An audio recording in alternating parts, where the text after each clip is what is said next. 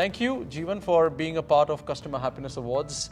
I think this is the third edition that you've been a part of. So you've been a part of these awards from the first year.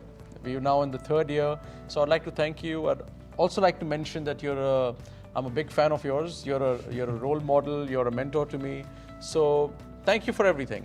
The question that I wanted to ask you is, what do you think of our awards? What do you think, how are we different from all the other awards out there? I know you travel a lot, you are a jury for some other awards. I just wanted to understand the big difference between us, these awards, and any other awards that you've been a part of. First of all, Jatin, thank you very much for inviting me once again to be a member of the jury. I'm surprised you're not tired of me after all this time.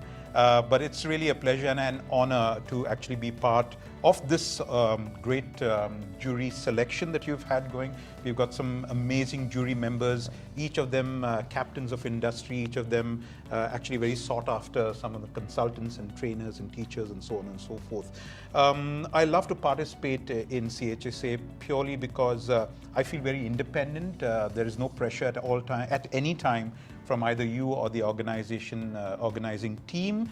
We as jury members have all the authority and all the rights to decide who we believe are the true winners, and that's something I really appreciate. And I think any jury member appreciates that. No one likes to be pressured to make a decision.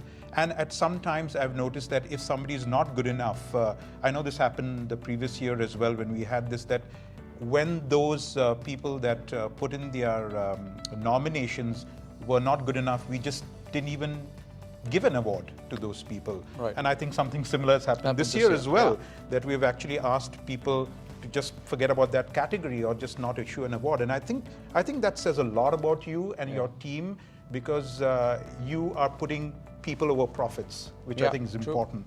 And the other thing for me, and the reason I really love to be part of this process, it's also a learning experience for me, and it's also a teaching experience.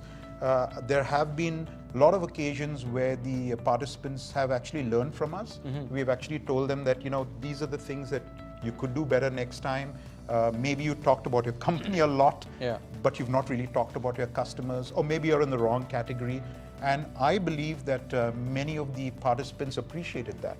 So it's learning. So that was my next question. So as a jury, when you offer feedback, and obviously some of the presenters are maybe the CEOs of a company or someone in a very senior position. So when you offer feedback, what do you think? Do everyone take it in a very positive light, or do you get pushback sometimes saying that, no, we're right, we know what we are doing? Well, I would like to think that they take it, with a very positive feeling. I'm sure that it may hurt their ego a little bit, because they are, of course, CEOs or MDs or GMs, and they have obviously taken the trouble gathering all this information together and presenting to us. And maybe they may believe that we are not at the level they are, but the fact of the matter is that we know this business. We have done this for many years. And if they take it in a right spirit and they realize that they're getting free advice to a certain extent, and they can actually use it for their own benefit, for the company's benefit, and for their customers' benefit, I think we've achieved something. With that, we have achieved something. Even if they don't win the award, they're going back with some very valuable insights that they may have to actually pay someone to give them. Right. Well, that's a fair point. And what is your one takeaway which is different this year when you compare it to some of the previous years that we've run these awards? Of course, the big difference is this is virtual. That is the big difference. I remember that when we had it previously, we actually had a room and we actually met people, we actually met the presenters, and it has its own charm. I mean, you can't run away from that. Just the feeling, the excitement of actually seeing people eye to eye, understanding, their body language, it means a lot. There's no doubt about it. But during this time of the pandemic, I think this was very good. Obviously, there are things about this that I like, compared to the previous time, was I could do it from my own home. I had my own time. The convenience. At my convenience. There were some of us in our jury, we missed one or two presentations, but we viewed the recordings. And then we could mark accordingly. I think that was amazing.